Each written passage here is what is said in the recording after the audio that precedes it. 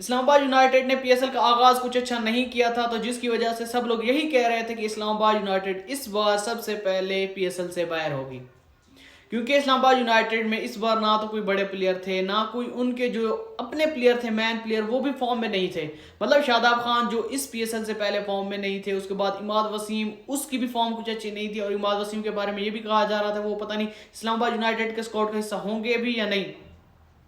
और ना कोई फॉरेन प्लेयर, इतना बड़ा प्लेयर इनकी स्क्वाड में था। तो सब लोगों को यही लग रहा था कि इस्लामाबाद यूनाइटेड इस पीएसएल में सबसे पहले बाहर होगी। लेकिन इस्लामाबाद यूनाइटेड ने जो अपनी स्ट्रेटेजी बनाई हुई थी, उन्होंने यंग प्लेयर को चांस दिए। जो भी पाकिस्तान के यंग प्लेयर है, न्यू टैलेंट है, उनको चांस दिया था।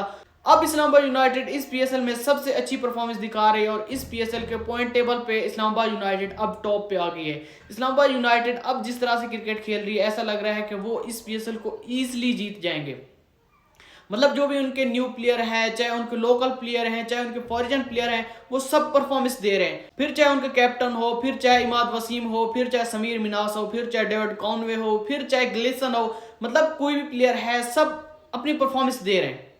और इस्लामाबाद यूनाइटेड की एक बात खास है कि इसमें अगर कोई भी प्लेयर आता है, चाहे वो लोकल हो, चाहे इंटरनेशनल हो, चाहे पहले उसकी फॉर्म अच्छी नहीं हो, लेकिन जब वो इस्लामाबाद यूनाइटेड की स्क्वाड का हिस्सा बनता है, जब वो टीम मैनेजमेंट का हिस्सा बनता है, जब इस्लामाबाद यूनाइटेड के इन्वायरमेंट में आता है, वो अच्छी परफॉर्मेंस देता है। साहिबजादा फरहान की हम बात करें, साहिबजादा फरहान जब इस्लामाबाद यूनाइटेड की टीम का हिस्सा बने थे, इससे पहले उसने आईपीएल खेले थे, लेकिन उसमें अच्छी परफॉर्मेंस नहीं दे पाए थे। और कुछ सीजन ऐसे गए थे जिसमें साहिबजादा फरहान को सिलेक्ट ही नहीं किया गया था।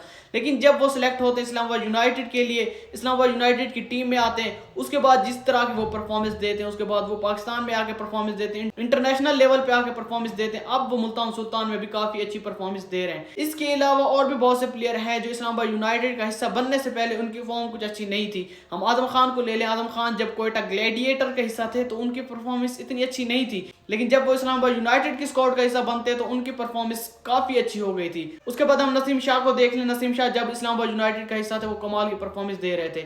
मतलब इस्लामाबाद यूनाइटेड की जो मैनेजमेंट है, इनका जो इन्वायरमेंट है, वो इस तरह से प्लेयर को हैंडल करता है, चाहे उनकी परफॉर्मेंस पहले अच्छी हो या ना हो, लेकिन जब वो इस्लामाबाद यूनाइटेड का हिस्सा बनता है तो उनकी परफॉर्मेंस काफी अच्छी हो जाती है। शादाब खान को भी हम देख लें कि शादाब खान की परफॉर्मेंस इस पीएसएल से पहले अच्छी नहीं थी, लेकिन जब पीएसएल शुरू होता है तो शादाब खान अपनी टीम में सबसे कमाल बॉलर बन गया और अपनी टीम को उसने बैटिंग से भी मैच जितवाया और बॉलिंग से भी मैच जितवाए।